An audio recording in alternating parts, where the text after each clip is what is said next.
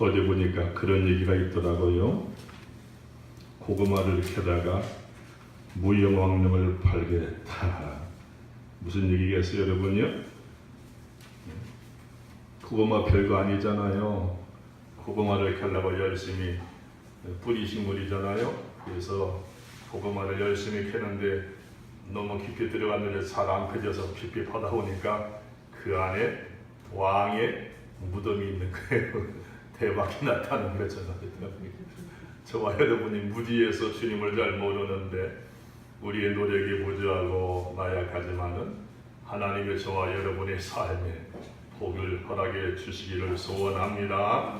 제가 가지고 있는 지식보다도 여러분이 노력하는 것보다도 하나님의 은혜를 주셔서 예수 믿는 오직 예수님만을 우리가 의지하고 따라갈 때에 우리의 믿음이 더 심층 깊어지고 열매 맺을 수 있도록 그런 은혜와 복이 되기를 소원합니다. 제가 노력을 나름대로 많이 하고 그러는데 요즘 와서 말씀을 강해하면서 느끼는 것은 내가 노력하고 애쓰는 것보다 하나님이 복을 주셔야 되겠구나 그걸 많이 생각해 봅니다. 철학자 윌리엄스 제임스라는 사람이 이 사회를 하강 사회 그리고 상승하는 사회로 이렇게 나눈 적이 있어요. 하강 사회는 무엇입니까?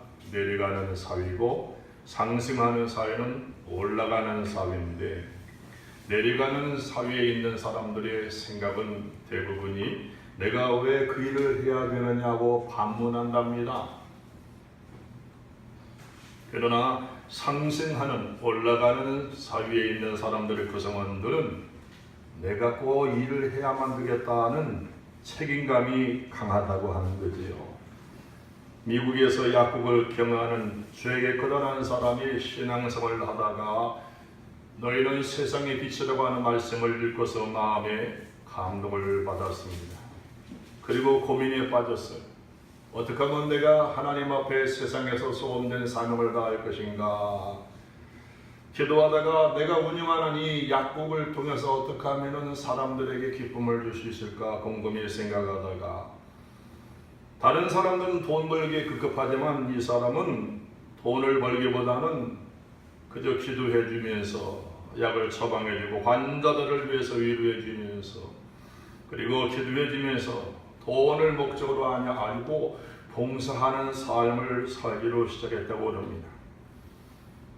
다른 약국에는 성인 잡지를 가져다 놓고 뭐 그런 것도 많았지만은 이 사람은 그런 것도 갖다 놓지 아니하고 어려운 사람 오면은 정말 거저주다시피 하고 도우면서 섬기면서 약국을 경영하게 됐는데 사람들에게 놀라운 결과를 만들어주게 됐다는 거지요. 동조하는 사람이 많아지고 환자들이 몰려오게 되고 그리고 이 죄에 거듭난 사람은 1700개의 점포를 가지는 약국 체인점을 경영하게 되었다고 하는 그런 이야기입니다. 오늘 여러분 우리가 읽은 11장 말씀은 이스라엘이라는 나라가 원래는 어때요 여러분요? 하나님의 택함을 받고 사랑받는 전망 있는 나라였습니다마는 이스라엘이라는 나라가 하나님의 특별한 은총을 받은 나라였지만은 교만하고 다른 나라 사람들을 우습게 여기고 그리고 인간의 율법의 행위만을 자랑하다가 점점 내려가는 하강 사회를 이루게 되고 그리고 나라 없는 민족이 되게 되고 어려운 일이 계속해서 찾아오게 되는 민족이 되고 이방 나라 사람들은 원래는 하나님의 관심 밖에 있었던 사람이죠. 이스라엘은 하나님의 선택받은 민족이지만 이방 나라 사람들은 하나님의 택함을 받지 않고 외인이요 나그네처럼 살던 그들이었지만은 이스라엘 나라가 실패함으로 인해서 오히려 그들에게 하나님의 복이 흘러가게 되고 이제는 이방 나라 사람들의 예수를 믿는 신앙으로 상승하는 올라가는 그런 신앙이 되게 됐습니다. 그래서 오늘 11장 말씀은 사도 바울이 바로 이 문제를 다시 한번 다룹니다. 11장에는 세 가지가 기록되어 있는데 무엇입니까? 이스라엘의 구원에 대해서 이야기하고 있고 그리고 두 번째는 이방 나라 사람들의 구원에 관해서 다시 한번 설명해주고, 마지막으로는 이방인과 이스라엘 나라의 구원을 이루시는 그 하나님이 탁월하신 분이시다, 그분을 찬양하는 세 가지 파트로 이렇게 구분이 되어 있습니다. 원래는 한 서너 번에 걸쳐서 설교 말씀을 드려야 되지만은 여러분이 계속적으로 말씀을 들어왔기 때문에 잘 머리를 집중하시게 되면은 쉽게 이해가 되리라고 생각이 됩니다. 이스라엘이 영원히 버림받는 민족이냐 하는 것에 대한 질문을 드리면서 11장이 시작되게 되는데, 무엇보다 오늘 저와 여러분들이 구원은 하나님의 전적인 의지의 결과로, 하나님의 전적인 선택의 결과로 우리에게 은혜가 된 줄로 믿습니다. 하나님은 저와 여러분들을 택하시고 구원받도록 해주셨어요. 그런데 오늘 저와 여러분들이 하나님의 구원을 받지 못하고 심판받는 위치에 있다고 하면은 전적으로 우리의 책임이다 그랬습니다. 하나님은 우리를 사랑하시고 선택하시지만은 우리가 그분 앞에 온전한 태도를 갖추지 않음으로 인해서, 그래서 제가 지난번에 말씀해 주시기를 뭐라고 그랬어요? 따라합시다. 내 입으로 예수를 주로 시인하면 죽은 자 가운데서 살리신 것을 내 마음에 믿으면 구원을 받으리라. 여러분, 이 말씀을 여러분 평생 꼭 마음속에 새길 수 있기를 바랍니다. 이스라엘 사람들은 이스라엘의 구원을 율법에 행위해 놓고서 그걸 자랑 삼았다고 그랬죠. 이스라엘 사람들은 하나님의 선택이 받은 민족이라고 말하면서도 그들 마음속에 너무나 자긍심이 많아가지고 자기네 민족은 특별한 무엇이 있을 것이라고 하는, something이 있을 것이라고 하는 자부심을 가지고, 그리고 아브라함이 조상이라고 하는 것을 자랑하며 살았지만은, 사도 바울은 말씀을 통해서 이스라엘 민족이 선택받은 것은 그들의 잘난 것이 아니고 하나님의 자유로운 의사시요 그분의 주권적인 은혜로 그들이 구원받게 되고 그들이 선택받게 된 걸 믿기를 바랍니다. 우리의 구원도 마찬가지죠. 교회에서 의무사항도 있을 것이고 또 우리가 해야 될 행동 원칙도 있을지 모르지만은 그런 것들이 우리의 구원의 조건이 아니고, 우리가 성경에 말씀이 있는 것처럼 야곱과 에서가 엄마 뱃속에 있을 때에 하나님께서 에서를 택한 것처럼, 야곱을 택한 것처럼, 우리가 아무 행한 일이 없을 때, 우리가 언약 밖에 있을 때, 죄짓고 내 마음대로 살 때에 하나님 우리를 택해 주셔서 불러주셔서 구원해 준 줄로 믿습니다. 예수를 부르기만 하면 하나님 은혜를 주신다는 거지요. 자, 오늘 말씀, 그래서 바로 이스라엘 민족은 내려가는 하강 사회를 직면하게 되는 것이고, 이방인으로 있던 오늘 저와 모든 이방 나라 사람들은 예수를 믿어서 상승하는 그러한 은혜를 받게 되는데, 오늘 저와 여러분의 지속적으로 그 은혜와 은총을 받을 수 있기를 소원합니다.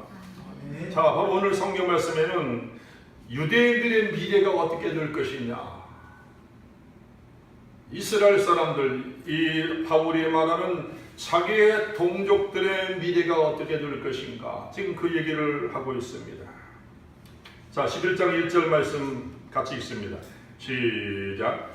그러므로 내가 말하노니 하나님이 자기 백성을 버리시느냐, 그럴 수 없느니라. 나도 이스라엘인이요 아브라함의 씨에서 난 자요 베냐민 지파라. 2절이요. 하나님이 그 미리 하신 자기 백성을 버리지 아니하셨나니. 이스라엘 민족이 여러분 장래가 어떻게 될 것이냐. 사도 바울 당시에 이스라엘 민족이 나라 없는 민족처럼 되어서 로마의 속국생활, 식민지 생활하고 있고, 성전 예식은 거의 끝나가고 있고, 더 이상 제사장들이 이제 무용지물이 되어져 가고 있는데, 그 가운데 소수의 사람들이 귀가 열려서 복음을 받아들이고 예수를 알고 하나님을 알게 해주는데, 그러니까 그들이 질문했다고 그랬죠. 계속해서 바울에게 우리 민족의 장래가 어떻게 될 것이냐, 믿음의 조상된 아브라함과 이삭과 야곱에게 주신 그 말씀들이 힘이 없어서 다 땅에 떨어지는 것처럼 무의한 것이 아니냐 할 때, 사도 바울은 말하기를 하나님이 자기의 백성을 버리지 않으셨다.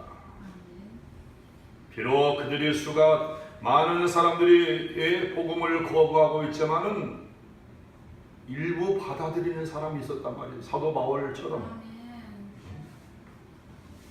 일부 받아들이는 사람이 있어요.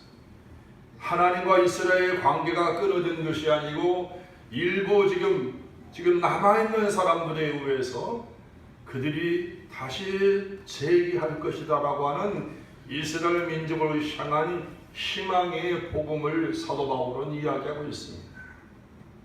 어떻게 해요?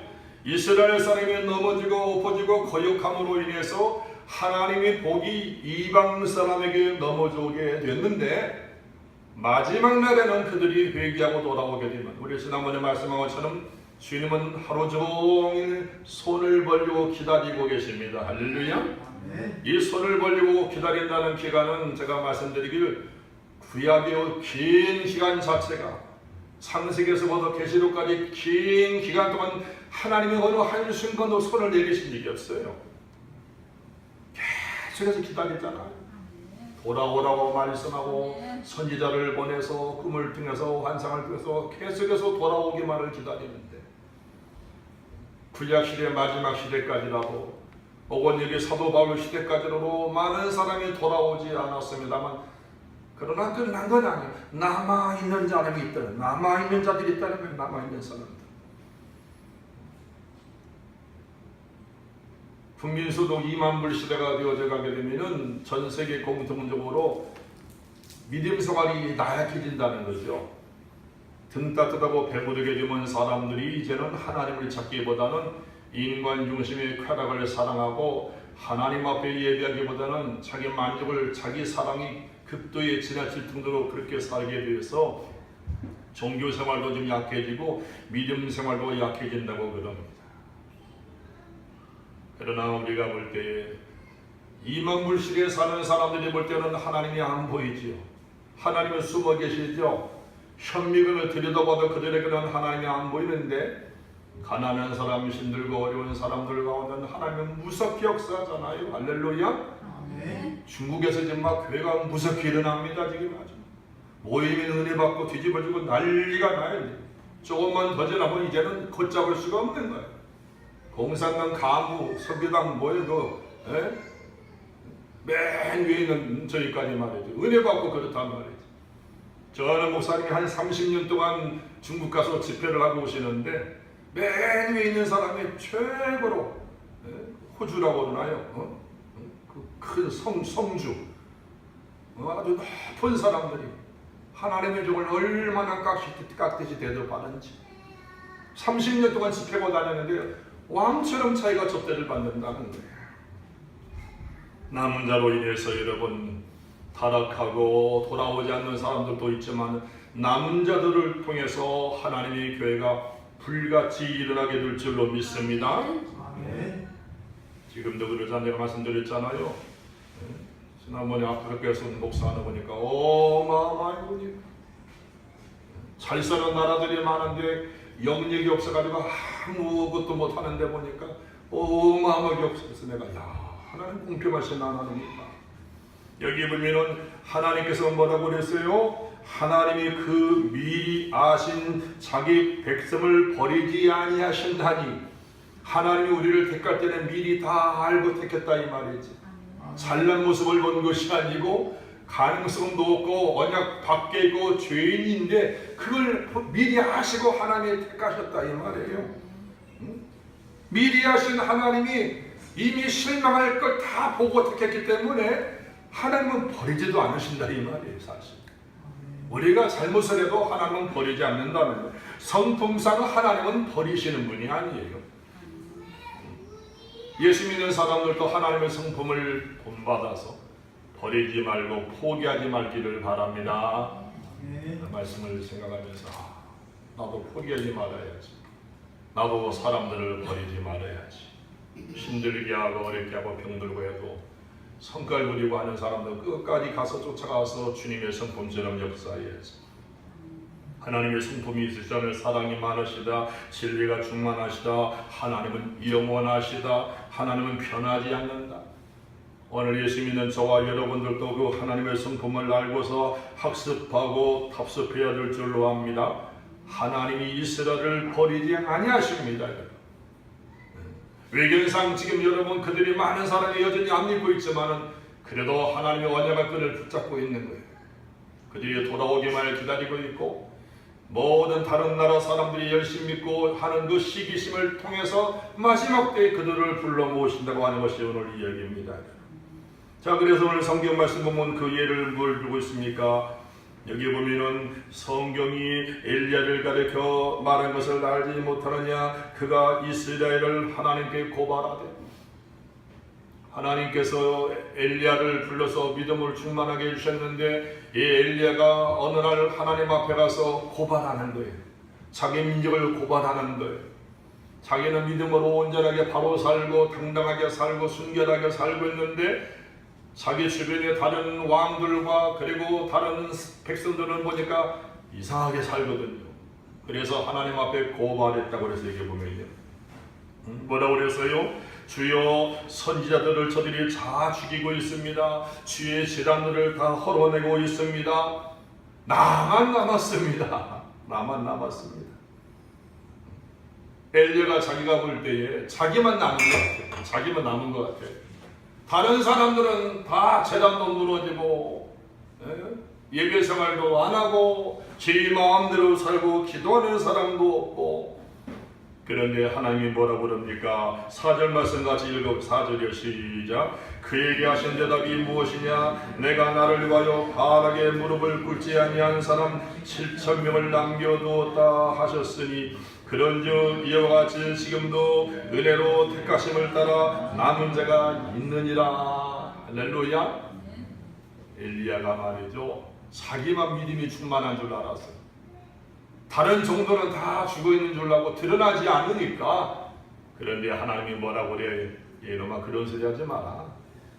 너처럼 때묻지 않고 순결한 사람들을 내가 7,000명을 놓았다는 거야. 하나님은 하나님의 백성을 남겨두게 해주는 줄로 믿습니다. 드러나서 일하는 사람은 별 볼 일 없는 거예요. 사실 숨고 드러나지 않고 일하는 사람이 많은 거예요. 한국 교회도 능력적으로 행하는 사람 별거 아닌 거예요. 정말 숨어있는 사람이 많아요. 지금 돛 닦고 있는 사람들이 많아요. 하나님을 쓰시면 막 휘두를 사람들이 많아요. 우리는 하나님을 쓰실 때 정말로 겸손해야 됩니다. 나를 조금 쓰지만 하나님께서 다른 사람을 쓰시려고 이미 준비하고 있어요. 끝까지 겸손해야 되는데, 이스라엘 사람이 택함 받았다는 것 때문에 교만 떨다가 버림받잖아요. 자기 의를 자랑하다가 버림받잖아요. 신앙생활은 겸손히 있어야 되는 말이죠. 자, 그래서 오늘 성경에서 하는 얘기는, 바로 사도 바울이 하는 얘기는 지금도 은혜로 택하심을 따라 남은 자가 있느니라. 이 로마 교회 신자들이 보게 될 때에 자기네들만 예수 믿고 그리고 많은 사람이 다 버림받는 거 아니냐 할 때에 사도 바울이 말하길, 아니다. 우리 말고도 남아있는 사람들이 있다. 그루터기가 다 잘려도 나무 토막 윗동이가 다 잘도 뿌리가 있는 것처럼 하나님께서 때가 되면 그 뿌리에서 싹이 나게 하시고 줄기 나게 하시고 그들을 통해서 역사를 뒤엎는 날이 올 것이다. 오늘 믿음을 가지는 저와 여러분들도 하나님 앞에 이러한 남아있는 자가 될 수 있기를 바랍니다.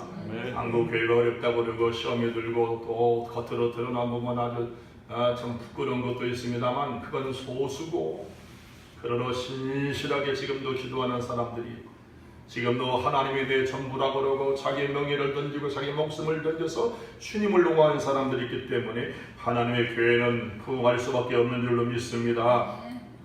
여러분, 여기 보니까 은혜로 택하심을 따라 남은 자가 있느니라. 남은 자도 마찬가지로 무엇을 통해서 남겨주셨다고요? 은혜를 통해서. 중요한 거죠, 여러분. 우리의 행위로 인해서 되는 것이 아니에요. 하나님의 주권으로서 하나님의 은혜로 택해진 자들, 남은 자들을 세우신다.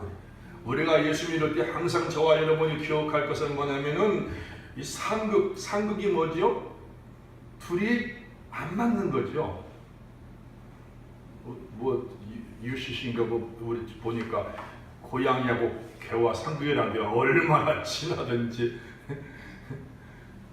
고양이 새끼가 심지어는 개 젖을 먹고 그 키워주는 것도 있고 그런 이상한 게 있습니다만은 우리는 상급 관계라고 하는데 하나님의 은혜와 인간의 행위는 상급 관계이시죠. 이스라엘 민족은 자기 행위를 자랑해서 그걸로 구원받고 그걸로 내세우려고 그러는데 하나님이 그거 원치 아니하시고 행위로 하지 말아요. 하나님의 은혜로 나오라. 하나님만을 자랑하라는 거예요. 오늘 저와 여러분이 예수 믿으면서 열심도 내고 헌금도 많이 하고 봉사도 많이 하고 기도도 많이 하지만 예수만 자랑할 수 있기를 바랍니다. 내 자랑하면 하나님의 질투하신다니까요. 생명이 짧다니까요. 그래서 오늘 사도 바울은 이스라엘 사람들에게 하는 얘기가 바로 그거예요. 은혜로 택하심을 따라 지금도 남아있는 자가 있다. 우리 민족이 지금 멸망당하고 시험당하고 나라 없는 민족이 되었을 정도로 염려하지 말라는 거예요. 하나님의 뜻은 도저히 흘러가고 있다는 거예요. 하나님의 역사는 계속적으로 이루어가고 있다는 걸 기억하기를 바랍니다. 자, 그래서 몇 절 말씀, 8절 말씀 보십니다. 시작.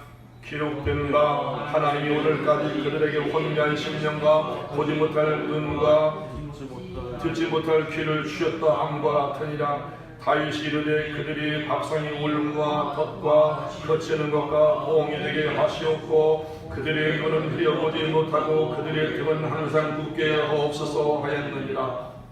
다윗은 메시아의 모형입니다. 구원자의 모형입니다. 그런데 이 9절 10절 말씀 보면은 다윗이 너무나 힘든 거예요.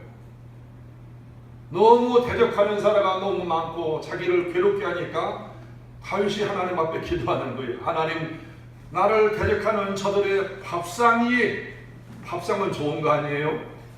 누리는 자리 아니에요? 희락의 자리, 기쁨의 자리잖아요. 이 밥상이 하나님 뭐가 돼요? 여기 보니까 올무가 되고 덫이 되고 보응받는 것이 되게 하소서 하는 이 말은 사실은 이 다윗이 너무 힘드니까 악담을 하는 거예요.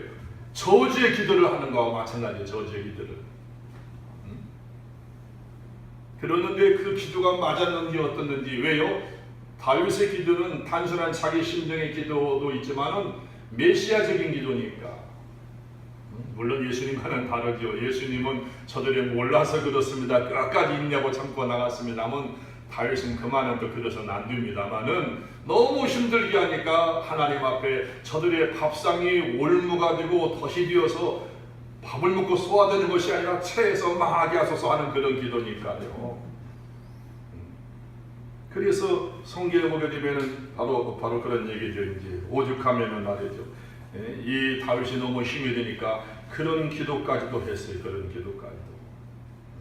물질적인 풍요, 밥상을 대하는 것이 여기 보면은 저주로 변할 수 있다라고 하는 것을 이야기했는데 다윗의 기도가 응답이 되었는지 어떤지 모르지만은 정말로 여러분 우리가 성경에 아는 것처럼 다윗을 대적하던 사람들이 다 나중에는 멸망을 하고 어려운 일을 당하게 됐던 것이 사실이거든요. 오늘 제가 드리고 싶은 얘기는 축복받을 수 있는 한 가지 길은 우리의 행위로 말미암지 않냐고 하나님의 은혜로 됐는데 저와 여러분의 믿음으로만이 우리가 복을 받게 되는 줄로 믿습니다. 풍요가 여러분 전부가 아니고 행복의 결정이 아니고 믿음을 가지는 것이 저와 여러분의 행복의 결정인 걸 믿을 수 있기를 바랍니다. 구원의 길은 오직 예수 그리스도 한 분뿐인 거죠. 이게. 그래서 이스라엘 민족들이 하나님 앞에 행위를 가지고 나가려고 했지만은 결국 그들이 다 무너졌어요. 허리가 힘이 없어서 다윗이 말한 것처럼 허리가 떨렸단 말이에요. 허리가 힘이 있어야 되는데 다윗이 기도한 것처럼 이스라엘 민족의 뿌리가 흔들거리고 어려운 일을 만나고 그 대적들이 다 물러가는 일을 했습니다만 그런데 문제는 뭐냐면 그들이 허리에 힘이 있고 했을지라도 이스라엘 민족이 망하는 듯해도 하나님이 영원히 망하게 하지 않았다 이 말이에요. 하나님이 이스라엘 민족을 영원히 죽이지 아니하시고 그들에게는 여전히 소망이 있다는 거예요. 다윗의 기도를 통해서 그들의 허리가 떨리고 그들의 밥상이 올무가 되어서 대적에 물러가듯이 그러한 보응이 이스라엘 민족에 왔을지라도 하나님은 여전히 기다리시고 그들에게 관계 회복을 원하시고 그들이 돌아오게 원하시는 하나님의 마음을 읽으시는 저와 여러분 되기를 바랍니다.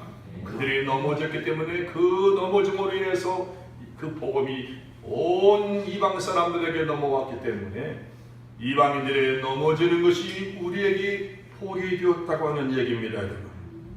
그래서 오늘 1절부터 12절까지 말씀은 바로 그걸 이야기하고 있는 거예요. 이스라엘 민족에게 여전히 구원이 있다 하는 얘기.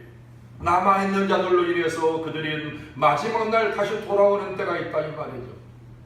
그러면서 두 번째 13절 이하에서 사도 바울이 하는 얘기는 이방인의 구원에 대해서 이야기합니다. 그러면 이방인의 구원이 어떻게 오느냐 하는 말씀을 13절부터 이야기하고 있습니다. 내가 이방인인 너에게 말하노나 내가 이방인의 사도인 만큼 내 직분을 영광스럽게 여기노니. 사도 바울은 이스라엘 민족들을 향한 선교사도 되지만은 사도 바울은 자기 스스로가 이방 사람의 선교사라고 하는 것을 그는 항상 마음속에 심고 살아서, 여러분 아는 것처럼 로마서 보게 되면 사도 바울이 1차, 2차, 3차 계속해서 이방 나라 사람들을 향해서 전도여행을 떠나는데 그 전도여행이 유럽 전체를 커버하거든요. 바울 한 사람으로 인해서 이스라엘 전체, 이방 나라 전체, 유럽 전체가 복음화가 되는 거라 이 말이죠. 그래서 사도 바울은 말하기를 나는 바로 이방인의 사도라 그랬어요. 이스라엘 민족을 그가 자기 권력을 위해서 죽을지언정 그들이 돌아오기를 바랬지만은 그들이 돌아오지 않게 될 때 그는 이방 사람들을 향해서 나가면서 1차, 2차, 3차 전도여행을 통해서 그들을 구원하시게 됐는데, 여기 보게 되면은 사도 바울이 인용하는 것이 있습니다. 그 인용하는 것이 뭐냐면 16절 말씀이요. 15절 16절의 시작. 그들을 버리는 것이 세상이 화목이 이르거든 그 받아들이는 것이 죽은 자 가운데서 살아난 것이 아니면 무엇이리요. 제사하는 조금 익은 곡식 가루가 거룩한 주 떡덩이도 그러하고 뿌리가 거룩한 주 가지도 그러하니라. 또한 가지가 얼마나 꺾이었는데 돌감나무인 내가 그들 중에 접붙임이 되어 참감나무 뿌리의 진액을 함께 받은 자가 되었은즉. 여러분 시골에 가면 여러분 접붙임을 하잖아요. 그죠? 접붙임을 할 때는 여러분 본 나무가 어떤 나무인지 알아요? 본 나무는 별로 무용지물 나무죠. 본 나무 자체는 좋은 종자는 아니에요. 그러니까 원래는 시골에서 여러분 좋은 종자를 만들려면 어떻게 해요? 좋은 종자 나무 가지를 잘라가지고 그 다음에 옮겨주게 되면은 거기서 나오는 가지들은 좋은 종자가 되는 거예요. 아멘. 그런데 오늘 성경은 사도 바울은 거꾸로 이야기하고 있어요. 사도 바울은 거꾸로 이야기합니다. 일반 우리가 시골에서 여러분 접붙임을 할 때는 나쁜 나무에다가 좋은 종자나무를 잘라서 붙이는 거 맞잖아요? 네? 근데 오늘 성경에서는 이스라엘 민족이라고 하는 본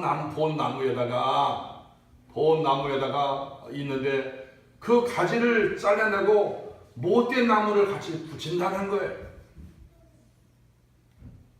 특이하지 않아요, 여러분요? 성경은 좀 특이하게 사도 바울이 좀 이야기하고 있습니다. 실수는 아니고요.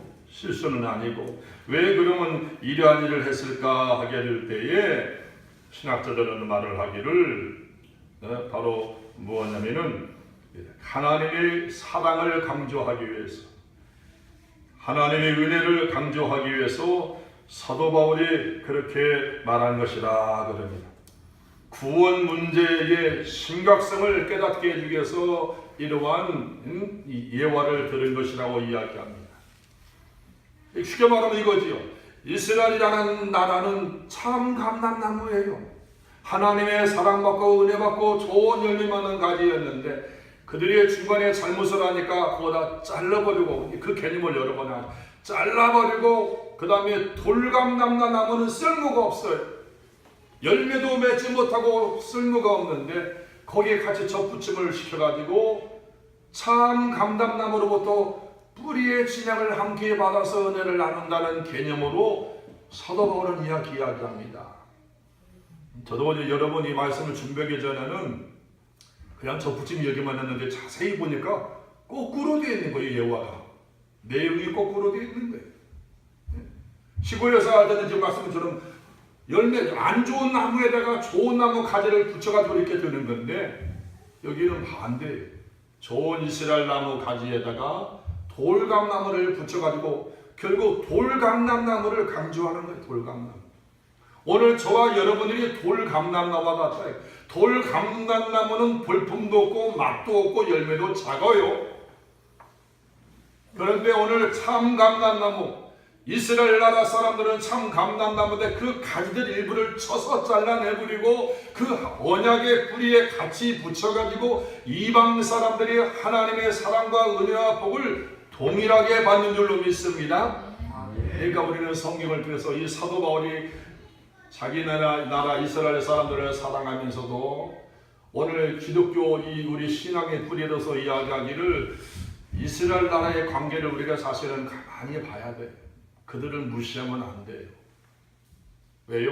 여전히 하나님은 변치 않는 약속을 이행하시는 분이기 때문에 그들을 붙들고 계세요.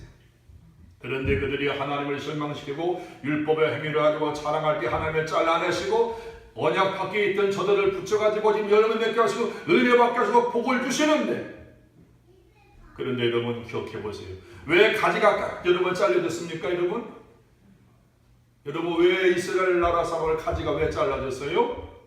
교만이라고 그랬죠. 다른 나라는 배타시하고 행위만 의지하고 그래서 그들을 잘랐거든요. 그러면 우리가 생각해 볼 때 하나님의 원 나무 가지도 그렇게 잘랐다고 생각한다면 오늘 저와 여러분이 돌감람나무로서 붙임을 받았는데 돌감람나무든 저와 여러분들도 마찬가지로 이스라엘 사람들처럼 교만하고 거역하고 행위가 안 좋으면 어때요 여러분? 하나님을 잘라요 안 잘라요? 자를 수 있다는 거예요. 원 감람나무도 잘랐는데 접붙임 받으면 더 쉽게 자를 수 있지 않냐 이 말이에요. 이스라엘 민족을 그러니까 거울이 되는 거예요. 오늘 저와 여러분이 이 기독교 믿음 생활할 때 이스라엘 사람들의 실패사는 우리에게 교훈이 되는 거예요. 그렇잖아요. 하나님이 두 가지 마음이 있어요. 엄위하심과 긍휼하심의 마음이 있다는 거죠. 하나님의 엄위하심과 긍휼하심이 있다. 몇 절 말씀이에요 여러분요?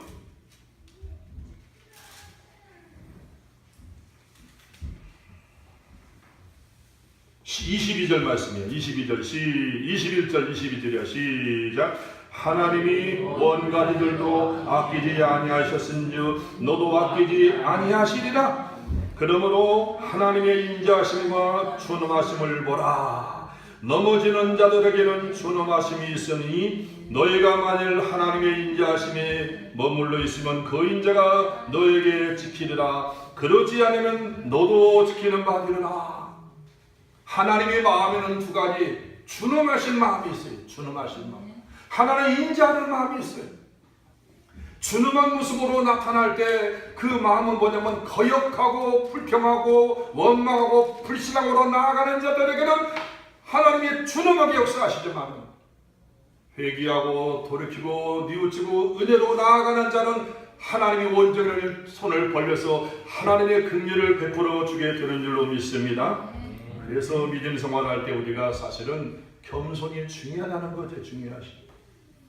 처음 예수 믿을 때는 겸손하던 사람이 세월이 지나가면서 교만해질 수 있거든요. 우리가 처음 예수 믿을 때는 세상 사람들이 안 들어왔는데 예수 믿는 세월이 많아지면은 저것들 봐라 하고 우리가 무시할 수 있거든요. 이때는 그것도 교만이라는 거죠. 사실 이스라엘 사람이 그랬다니까요. 처음부터 그들이 하나님을 대적하고 자기 행위를 위해서 한 거예요. 처음에는 겸손했어요. 하나님을 택하시다. 하나님 감사합니다. 세월을 지나니까 이제는 너무 자부심이 많은 거예요.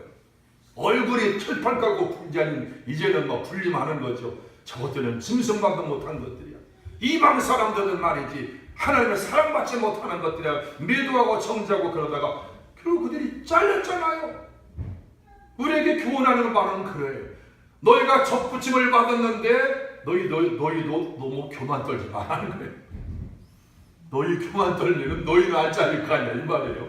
원 감람나무도 잘렸는데 너희는 중간에 들어왔는데 하나님의 잘리기로 하면은 더 얼마든지 자를 수 있지 않냐 이 말이에요. 여러분 불신앙과 믿음의 이곳에서 갈라져요. 접붙임을 받느냐 하나님의 긍휼을 받느냐 할 때 신앙을 가지고 살게 되면 하나님의 긍휼을 받지만 불신앙으로 살게 되면 하나님의 준엄한 심판이 있는 걸 기억하기를 바랍니다. 그래서 오늘 예수 믿는 사람들이 바로 여기에 나와 있는 이 문제를 잘 생각하셔야 돼. 하나님의 준엄하심과 선하심이 있는데 예수 믿는 저와 여러분들에게는 겸손의 모습이 순종의 모습이 있어서 하나님의 준엄하신 얼굴이 아니고 긍휼하시는 얼굴이 항상 우리 평생에 깃들여 주기를 소원합니다. 그래서 유대인들에게도 여전히 미래가 있는 거예요. 그러니까 유대인들의 미래는 무엇입니까? 이방인의 숫자가 차고 되면 다시 또 그들을 부르신다는 거예요. 중요한 것은 그렇습니다. 여기서는 숫자를 말합니다. 하나님의 시간, 하나님의 때에 저와 여러분은 민감해야 되는데 동시에 우리는 이방 나라 사람들의 숫자, 구원받은 숫자에도 민감하라고 하는 얘기예요. 한 사람 한 사람을 구원하는 그 숫자가 많아지게 되면 하나님의 종말을 구하시고 이스라엘을 마지막 다시 한번 부르신다는 거죠. 이스라엘 민족이 2000년 동안 나라 없는 민족이 되어서 그들이 언약을 기억하고 1948년도에 이스라엘 모여가지고 독립을 하고 하나님을 찾고 하고 있습니다만 여전히 대부분의 사람들은 여전히 우준하게 되고 눈이 멀은 자가 되어서 지금 허덕이고 있고 예수를 부정하고 있지만 하나님께서 이방인의 구원받은 숫자가 차게 되면 그들을 다시 부르신다는 거예요. 이스라엘 사람들에게도 여전히 구원의 기회는 열려있게 되는 것이고 그리고 여러분 예수 믿지 않았던 이방인 사람들 저와 여러분들도 마찬가지로 지속적으로 하나님의 팔 벌린 손 안에 구원받는 기회가 지금도 되게 되는 줄로 믿습니다. 문이 닫히면 안 돼요. 그때는 구원의 문이 닫히는 것은 두 가지죠. 하나는 개인적인 종말이면 육신이 생명이 딱 끊어지면 구원의 문이 닫히는 겁니다. 구원의 기회는 살아있는 날 동안만 가능한 거예요. 우리 몸에서 영혼이 탁 빠져나오면 그때는 기회가 없어요. 사기치면 안 돼요. 성경 그렇게 말합니다. 그리고 무엇입니까? 예수님이 재림을 통해서 이 땅에 새로 불받아가지고 새롭게 편정되게 되면은 그때는 구원의 기회가 없는 거죠. 우주적인 종말이 오게 되면은 구원의 기회가 없게 되는 겁니다. 유대인들이 일부분이 아직도 눈이 멀어서 그분을 모르고 있어요. 그렇지만 그 눈먼 것이 영원히 눈멀지는 않아요. 잠시 잠정적으로 하나님의 눈을 멀게 해주셨지만 이방인의 숫자가 들어올 때까지 하나님의 잠시 눈을 멀게 해주셨지만 이방인의 숫자가 구원받는 사람이 하나님의 계획하는 숫자 안에 딱 들어서게 되면 그들에게 마지막 복음의 문이 열린다고 하는 것이 성경의 이야기입니다.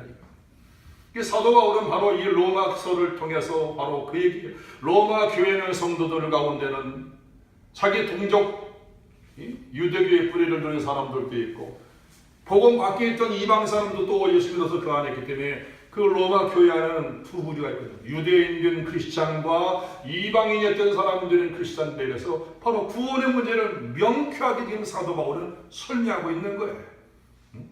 이스라엘 나라에게도 여전히 희망이 있다. 하나님이 약속을 포기하지 않으셨다. 여전히 기다리고 있다. 그런데 그들이 아직도 눈이 멀어서 보지 못하는 것은 이방인들의 숫자가 찰 때까지만 하나님께서 눈을 감기신 것이다. 너희가 기도하라 하고 이방인인 너희들은 교만 떨지만 하는 거예요. 우리 민족을 보라. 우리 민족이 이렇게 지독하게 당했다. 너희가 교만 떨고 불신하고 나가면 너희로 나간다. 바로 그 얘기. 촛불침의 비유를 통해서 결국 마지막에 오늘 33절부터 36절까지 같이 33절 한번 읽어보십니다. 시작. 깊도다 하나님의 지혜와 지식의 풍성함이요 그의 판단은 헤아리지 못할 것이며 그의 길을 찾지 못할 것이로다. 여러분, 저와 여러분이 누가 하나님한테 감히 충고할 사람이 있으며 저와 여러분 가운데 누가 하나님 앞에 지혜를 제공할 수 있는 그런 똑똑한 사람이 있으며 여러분, 저와 여러분들이 하나님 앞에 감히 어느 누가 말이죠, 내가 이거 드릴 테니까 이거 해주시라고 많고 요구할 만한 사람이 과연 누가 있냐 이 말이에요. 하나님은 자기 스스로 지혜와 그리고 지식의 풍성해서 자기 길을 가시는 분이라고 그랬어요. 우리가 뭐 조금 해나가서 막 그렇게 자기 뜻을 변혁하거나 그렇게 트는 분이 아니고 하나님은 스스로 하는 거다. 그래서 36절 말씀 같이 읽어봅니다. 시작. 만물이 주에게서 나오고 주로 말미암고 주에게로 돌아갑니다. 그에게 영광의 세세에 있을지어다. 아멘. 이 세상 모든 만물에 주님으로부터 와서 주님의 뜻에 의해서 지금도 돌아가고 있어요. 재난이 있고 보호해서 인간들이 만들어 놓은 것들이 기세가 깨져서 여러분 지진과 환란이 있고 우환이 있을지 모르지만은 여전히 이 세계는 하나님의 주권 속에서 돌아가고 하나님의 통치하심과 다스림 속에서 이 땅이 지금 전개되어가고 있다는 거예요. 그래서 결국 모든 것들이 죽기로 돌아가는 결말이 있다는 겁니다. 여러분, 우리는 하나님의 존재에 대해서 우리는 정확히 알지 못하고 지극히 제한적인 부분만 아는 거지. 책을 많이 보고 우리가 뭘 해도 사실은 하나님이 지각히 보여주는 약한 부분만 우리가 아는 겁니다. 하나님이 얼마나 지혜로운지 우리는 정확히 알지 못합니다. 우리는 하나님 앞에 엎드릴 때마다 내가 얼마나 무지한지를 느낄 수밖에 없는 겁니다. 그런 거로 하나님 앞에 겸손하고 하나님의 존재에 대해서 많이 묵상하고 생각하는 저와 여러분 되기를 바랍니다. 중요한 것은 하나님의 모든 것에 축복의 통로가 되시고 하나님은 모든 것에 다스리는 원천이 되시고 우리의 삶이 그분을 향한 목표가 되어야 되는 줄로 믿습니다. 성경을 통해서 하나님이 자기 자신을 계시하거든요. 바로 오늘 로마 교인들을 향해서 이스라엘 사람들의 구원 문제에 대해서 여전히 희망이 있다고 하는 것을 사도 바울은 기록하고 이방 사람들도 바로 그들이 거역함으로 잘림으로 인해서 접붙임을 받았지만은 그래서 그 진액을 함께 받는 언약의 백성이 되어지고 같은 복을 나누는 그런 은혜 가운데 있지만 중요한 것은 그들의 마음이 이스라엘 사람들과 같이 되지 말라는 거예요. 그래서 결론적으로 사도 바울은 그러한 하나님의 구원 계획을 이루시는 이방인에게도 구원의 문을 이루시고 그리고 같은 민족이었던 이스라엘 사람들에게도 여전히 그들의 희망을 주시는 그 하나님에 대해서 사도 바울은 찬송하고 높이고 이제 경배하는 것을 통해서 오늘 말씀을 맺어가고 있습니다. 주에게서 나오고 주로 말미암고 주에게로 돌아가는 결론이 있을 것이라 그랬습니다. 그분은 세세토록 찬양받으실 하나님이라 그랬습니다. 오늘 저와 여러분 제가 아까 서두에 말씀드린 것처럼 고구마 캐다가 문예왕릉을 발견했듯이 우리가 지극히 적은 것으로 하나님을 섬기고 예배하고 믿음으로 나갈 때 하나님의 저와 여러분의 생애의 귀한 보너스의 복을 크나큰 은혜의 복을 허락해 주기를 주님의 이름으로 부탁을 드립니다. 거룩하신 하나님 아버지, 내 생각 밖의 것보다도 더 크고 위대하시고 놀라운 경륜의 은혜를 가지고 계신 하나님, 우리가 생각하는 것보다 더 큰 계획을 가지시고 내가 일하는 것보다도 더 크게 배워서 일하시는 하나님 아버지, 우리가 당신의 은혜를 찬양하며 송축합니다. 이스라엘 민족을 구원하시고 이방인을 구원하신 그 하나님의 사랑의 경륜이 이제는 우리에게까지 미쳤사오니 감사 감격하는 믿음 생활에 되게 해주시고 주님 원감남나무로 잘려졌다고 하는 말씀을 생각하면서 우리는 돌감남나무에 있는데 믿음으로 접붙임을 받아서 하나님의 사람이 되었습니다. 겸손의 모습을 잃지 않게 하시고 섬김의 삶을 남을 나보다 낫게 여기는 삶으로 인해서 보너스의 삶을 복을 얻는 우리들이 되게 하여 주옵소서. 예수 이름으로 기도합니다. 아멘.